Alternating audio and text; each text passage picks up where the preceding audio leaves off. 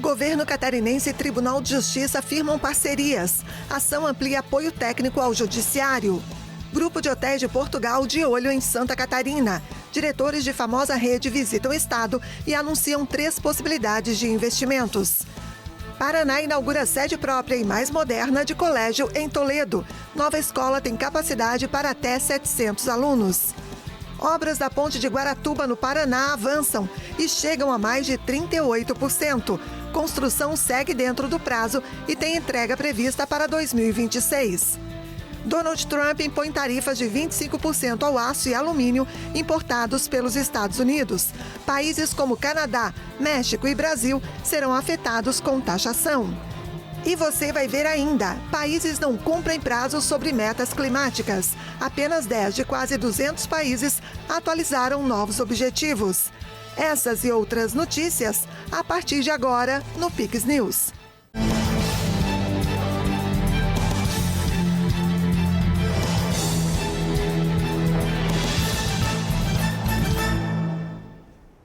Olá, sejam todos bem-vindos ao Pix News desta terça-feira, 11 de fevereiro. Nós estamos ao vivo, agora no horário de Brasília, 8h02. Após um ano sem celulares nas escolas do Rio de Janeiro, os alunos garantem que voltaram a brincar como antigamente e a concentração nas aulas melhorou. Agora, a medida está sendo adotada em todo o Brasil. No Rio de Janeiro, os estudantes já estão acostumados. Celular fica fora da sala de aula.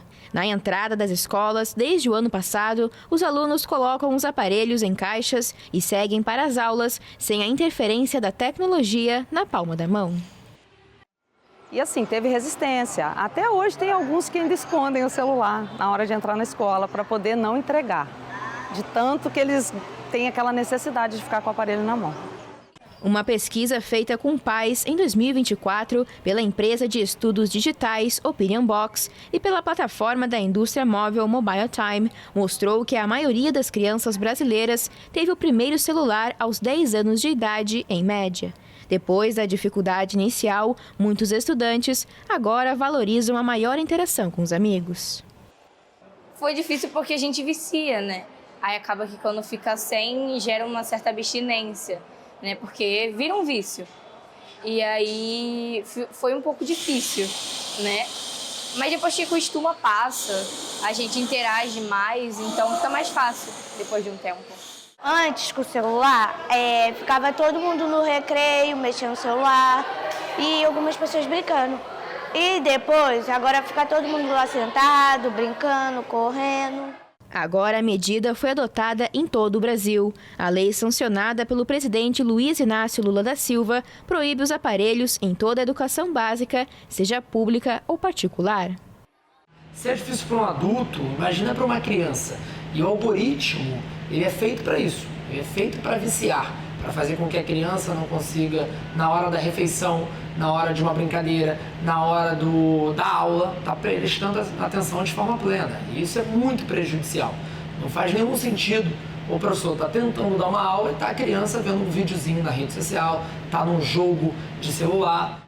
O Brasil, que tem mais celulares do que habitantes, soma-se a um número crescente de nações que recorrem a esse tipo de restrição para tirar os dispositivos das mãos de crianças e adolescentes frequentemente hiperconectados. Segundo dados da Unesco do fim de 2024, 40% dos sistemas educacionais do mundo tinham algum tipo de restrição para o uso do celular, contra 30% no ano anterior. O governo de Santa Catarina e o Tribunal de Justiça firmaram parcerias para fortalecer ações na saúde e no sistema prisional do estado. A iniciativa busca tornar as decisões mais técnicas e aprimorar a gestão nessas áreas. Os documentos que formalizam as medidas foram assinados pelo governador Jorginho Melo e pelo presidente do Tribunal de Justiça, desembargador Francisco Oliveira Neto. Entre as iniciativas está a expansão do núcleo que orienta magistrados em decisões sobre tratamentos médicos. médicos e farmacêuticos oferecendo o instrumento para o juiz decidir com tranquilidade. Ele poder optar remédio A, B, C, conforme ele entender, né? Além disso, o Tribunal de Justiça vai repassar R$10 milhões ao governo do estado para investimentos em programas de saúde mental. No sistema prisional, foi formado um grupo de trabalho para analisar a criação da Central de Regulação de Vagas, que vai organizar a entrada e saída de detentos.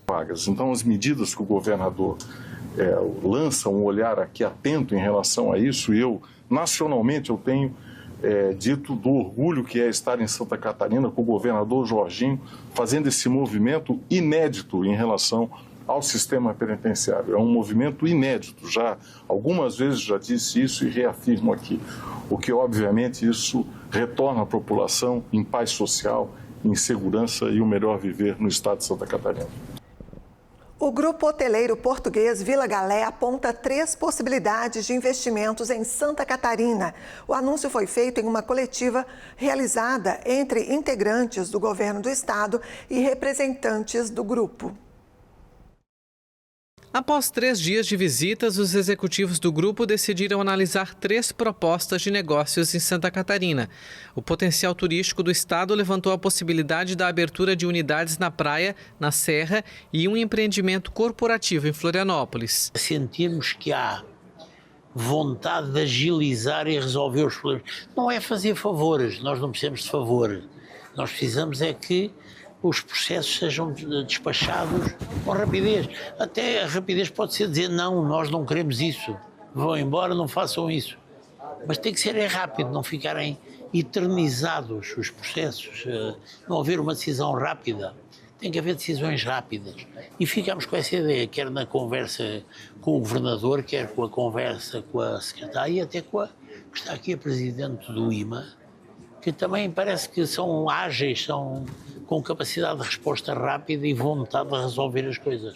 O interesse do grupo em Santa Catarina é fruto de um trabalho da Secretaria de Turismo na busca de investimentos para potencializar o fluxo de visitas nas diversas regiões do estado. Nosso governador, quando criou a Secretaria de Turismo há 3 anos atrás, ele sabia muito bem onde ele gostaria de chegar. Então, junto conosco, ele traçou estratégias a curto, médio e longo prazo. Primeiro, nós trouxemos as rotas internacionais, os nossos turistas internacionais voltaram, e agora a gente precisa trazer aqui hotéis de grife para melhorar o padrão de hotelaria, que nós já temos um bom padrão, mas também hotéis que têm suas tradições. E a gente sabe que o turista europeu, o turista americano, o turista internacional, muitas vezes ele não conhece a hotelaria local, ele busca hotelaria de grife. E é isso que nós temos feito. O grupo tem feito investimentos consideráveis no setor no Brasil. No Ceará, houve um aporte de R$80 milhões para um hotel com cerca de 120 apartamentos. Em Alagoas, outra unidade teve 150 milhões em investimentos. Uma projeção preliminar é de que uma unidade em Santa Catarina poderia ter entre 120 e 150 apartamentos ao custo de R$120 milhões, gerando cerca de 100 vagas de empregos diretos.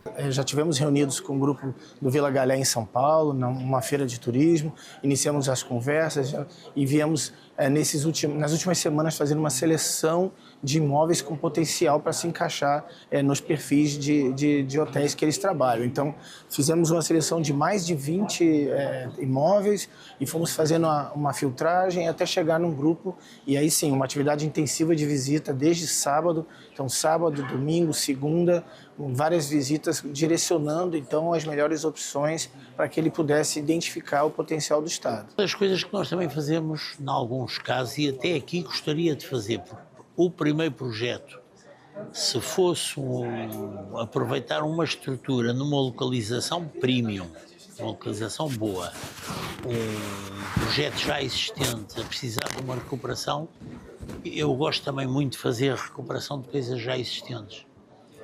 E, portanto, seria mais rápido e nós estaríamos no terreno e até seria um apoio para um segundo ou um terceiro projeto. Os diretores saíram do estado com as opções de investimentos e também com as orientações de licenciamentos ambientais que são exigidos no estado para a implementação de empreendimentos de grande porte e em quais regiões são necessárias. As empresas devem nos procurar primeiro para deixar alinhado quais os estudos que são necessários, quais os tipos de informações que a gente precisa, a depender do tipo de empreendimento que vai ser realizado.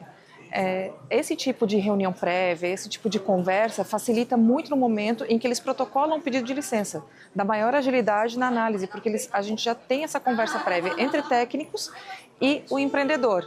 Nessa visita, em especial, eu acompanhei a secretária Catiane, a pedido do governador, e a gente foi diretamente nas áreas, mostrando as áreas em potencial para investimento do Vila Galé.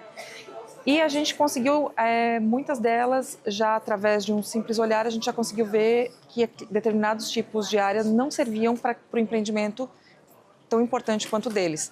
Às vezes não era possível uma supressão de vegetação, não era possível uma construção sem que isso gerasse uma demanda judicial ou no Ministério Público por parte do empreendedor ou mesmo do órgão ambiental. As obras da ponte de Guaratuba, no litoral do Paraná, atingiram 38,8% de execução, com avanços na estrutura do trecho central da construção. O levantamento faz parte do relatório de acompanhamento da obra, referente a janeiro deste ano. Neste período, foi finalizada a concretagem dos blocos que darão suporte aos mastros principais da ponte. Esses blocos são a base das grandes torres que vão sustentar a estrutura central por cabos de aço. Segue em andamento a construção dos pilares, que são as colunas que irão sustentar o peso da ponte. Eles são montados em 3 etapas até atingirem quase 13 metros de altura. Para essa etapa da obra, uma grua fixa foi instalada. Essa torre metálica com braço articulado funciona como um guindaste e irá transportar material até as partes mais altas da ponte. O cronograma segue dentro do prazo e a entrega está prevista para abril de 2026. Na base da ponte já foram concluídas 36 fundações, que são os pilares submersos que darão sustentação a toda a estrutura. Ao todo, a ponte terá 64 dessas fundações. Na parte superior, seguem os trabalhos para a finalização das travessas, que são as vigas horizontais que ligam os pilares e darão apoio para o piso da ponte. Até o momento, 55 vigas longarinas já foram fabricadas. Essas vigas terão a função de sustentar o piso por onde os veículos irão passar. Os acessos também estão avançando. Em Guaratuba, está sendo feita a estabilização do solo com a aplicação de técnicas de reforço para evitar erosão. Do lado de Matinhos, as obras seguem com a terraplanagem para a construção da rampa de acesso à ponte. A ponte terá 1.244 metros de extensão, com 4 faixas de tráfego, ciclovia e barreiras de segurança. O investimento total é de quase 400 milhões de reais. O andamento da construção pode ser acompanhado em tempo real pelo site www.pontedeguaratuba.pr.gov.br. Após 2 décadas de espera, foi inaugurado hoje, em Toledo, no Paraná, um novo colégio estadual no município. Uma entrega aguardada há cerca de 25 anos por moradores de Toledo, que por décadas compartilham o edifício da Escola Municipal Norma Demenec Belotto. Agora, a comunidade passa a contar com estrutura própria, moderna e com maior capacidade, aumentando de 367 matrículas em 2024 para 558. Com potencial para atender até 700 estudantes. Reforçando esse atendimento, tirando as escolas, tinha escolas que dividia muitas vezes com o município, com o ensino fundamental 1, e a ideia é poder fazer essa reestruturação. O colégio registrou a maior nota do IDEB do ensino médio em Toledo em 2023, com 5,5. Já nos anos finais do ensino fundamental, a escola alcançou nota 6, uma das melhores do município. Com a inauguração, além de melhorar a infraestrutura, o colégio terá condições de aprimorar as metodologias de ensino. Quando nós estávamos em escola em dualidade, tinha um limite de trabalho pedagógico, de estratégia pedagógica, o limite para as 2 escolas, tanto na Norma Belotto, que era municipal de 1ª a 5ª série, e por o ensino fundamental e médio. Vindo para essa unidade, nós vamos ofertar mais demanda de vagas, que necessitava para atender a demanda aqui do bairro, e com certeza as condições de trabalhos pedagógicos e planejamento vai beneficiar o nível de aprendizagem dos alunos. É isso que é o objetivo final. A aprendizagem que, estrategicamente, nós levamos o nível de conhecimento e desenvolvimento dos alunos. O colégio conta com 14 salas de aula, laboratórios de informática, química e ciências, biblioteca, sala multiuso, cozinha e refeitório, sala para professores, áreas administrativas, quadra poliesportiva coberta e pátio. São 3 mil metros quadrados de área construída, em um terreno de 7,4 mil metros quadrados. No ano passado, 24, foi o estado que mais investiu em educação. Chegamos a um investimento de mais de 32% do orçamento do estado investiu em educação. E aqui em Toledo não é diferente. Reformas em todas as escolas, compra de ar-condicionado. Acabamos de fechar a assinatura do contrato da compra de ar-condicionado. As obras do colégio começaram em 2018. Mas enfrentaram atrasos devido a problemas com as construtoras e a pandemia de Covid-19, sendo retomada em 2022. Entre os responsáveis pela finalização da escola está Michel, um dos sócios da construtora, que já foi aluno da instituição. Como digo, para nós sempre será um orgulho muito grande falar disso, né? Eu vou levar isso para a vida toda, né? Sendo ex-aluno e estar contribuindo. Como disse, devolvendo para a comunidade aquilo que eu aprendi em sala de aula. Me formei e eu tenho certeza, concretizando essa escola, que daqui para frente, para o futuro, sairá daqui ótimos profissionais, futuros brilhantes que também contribuirá para a sociedade e para a comunidade. Então eu tenho orgulho de falar disso como ex-aluno e concretizando essa obra. O IBGE divulgou nesta terça-feira os dados da inflação de janeiro, com uma queda em relação ao ano passado. O Brasil registrou uma inflação de 4,56%, uma leve queda em relação ao número anterior, que foi de 4,83%. A inflação desacelerou graças à queda nos preços associados à moradia, especialmente no custo da energia, que caiu 14,2% em relação ao mês anterior. No geral, os preços subiram 0,16% em relação a dezembro de 2024, o menor registro para janeiro desde 1994.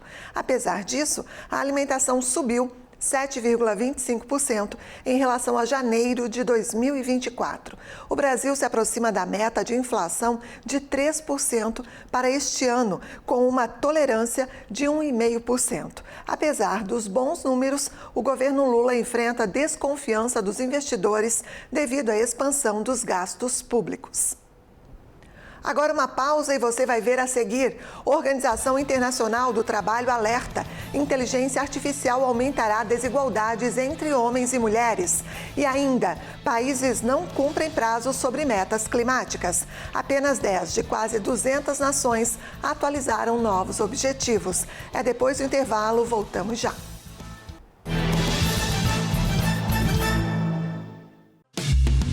Bebida quente, tá com nada. Churrascão, tá com tudo. No Comprão, preço baixo, tá com tudo. Laranja Feira, R$ 4,79 o quilo no Clube K. Batata lavada, R$ 1,99 o quilo. Fraldinha vazio ATC inteiro a vácuo, R$ 34,90 o quilo. Arroz branco Bom Traz, 5 quilos, só R$ 19,90. Açúcar Bom Traz extra fino, 1 quilo, R$ 3,69. Lava roupas Omo, lavagem perfeita, 2,4 kg por R$ 24,99. Melhor preço no Comprão.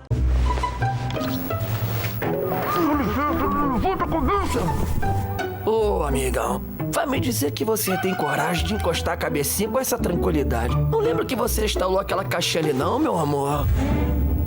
Pode até parecer que você comprou em site confiável. Mas, ó, não é legalizado, né? Tá tranquilo ainda de encostar a cabeça no travesseiro? Deitar com a cabeça tranquila é bom demais. Pirataria não é legal.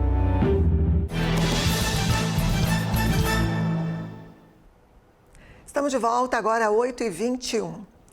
A Polícia Rodoviária Federal de Santa Catarina realizou nesta terça uma operação de fiscalização na BR-101 em Araranguá, no litoral sul do estado. A ação teve como objetivo identificar e cobrar veículos estrangeiros que estão deixando o Brasil com débitos de veículos em aberto. Nesta terça, a Polícia Rodoviária Federal flagrou motoristas argentinos com até 14 multas por velocidade. Vários veículos estavam com múltiplas infrações licitações pendentes de pagamento. Ao todo, 260 veículos foram fiscalizados e 67 cobranças foram efetuadas. Conforme o Código de Trânsito Brasileiro, veículos estrangeiros não podem deixar o país sem regularizar os débitos. Agora vamos com alguns destaques internacionais. Um dos prédios mais altos de Buenos Aires, na Argentina, pegou fogo nesta terça-feira. De acordo com o Serviço de Emergência da capital argentina, pelo menos 100 pessoas foram evacuadas da torre de 50 andares, que tem uma altura de cerca de 175 metros. Mais de 40 unidades de socorro foram encaminhadas ao local. O fogo começou no início da tarde. O chefe dos bombeiros confirmou que a situação foi controlada e que uma inspeção em todos os ambientes afetados foi realizada para identificar as causas. O prédio residencial fica no bairro de Puerto Madero, a poucos minutos do centro de Buenos Aires. A Organização Internacional do Trabalho alertou que a automatização do trabalho gerada pela inteligência artificial vai afetar mais as mulheres. O diretor-geral da Organização Internacional do Trabalho, Gilbert Hongbo, fez um alerta durante a cúpula da inteligência artificial em Paris. Ele chamou a atenção que a automatização do trabalho gerada pela inteligência artificial afetará mais as mulheres, o que pode aumentar as desigualdades em relação aos homens. A tecnologia, em particular a inteligência artificial generativa, capaz de produzir todos os tipos de conteúdo, já causa impacto no mundo do trabalho. De acordo com o diretor-geral da organização, é notório que a maioria dos empregos que são automatizados serão empregos em que temos uma maioria de mulheres trabalhando. O diretor acrescentou que essas categorias de empregos que serão destruídos aumentarão a lacuna entre mulheres e homens. Ele lembrou que, se as empresas puderem substituir os trabalhadores por robôs, é muito provável que vão seguir para esse caminho. O surgimento dessa nova tecnologia em 2022, com a chegada do ChatGPT da OpenAI, prometeu revolucionar a economia global.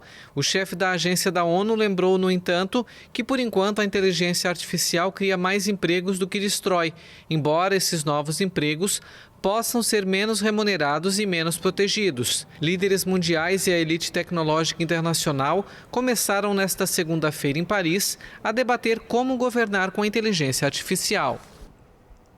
A União Europeia prevê investimentos em inteligência artificial.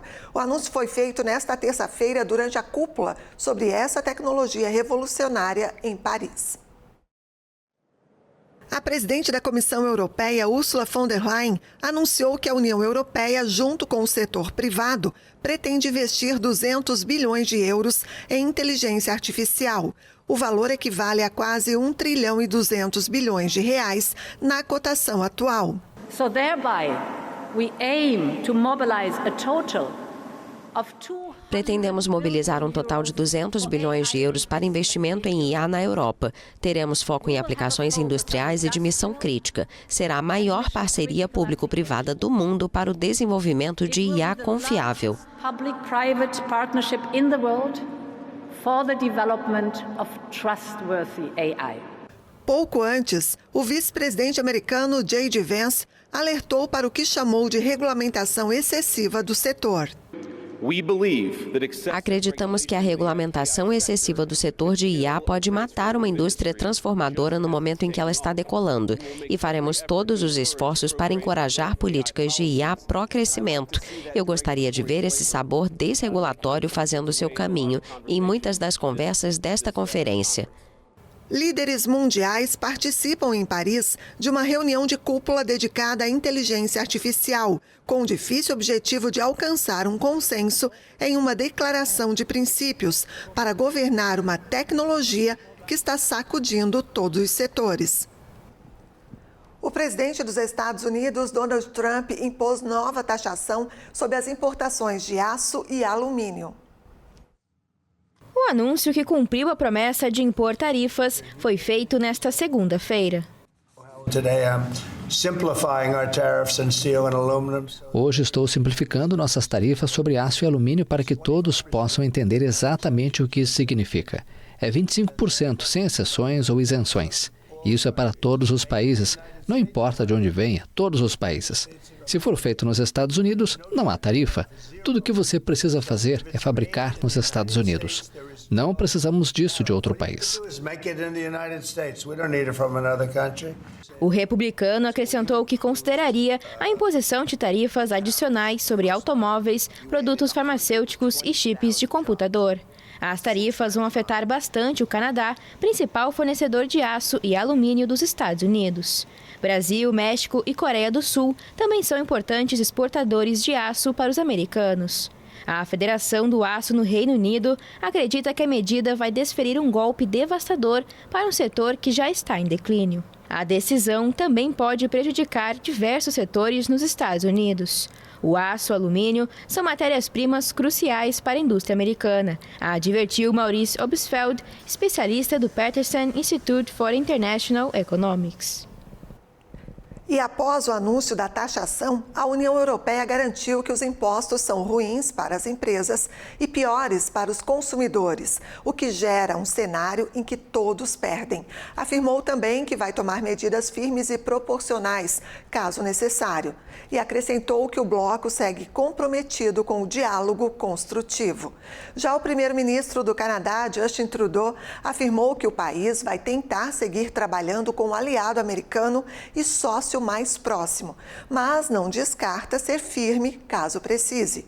O Brasil, outro país afetado com a medida, disse que não vai entrar em guerra comercial com os Estados Unidos.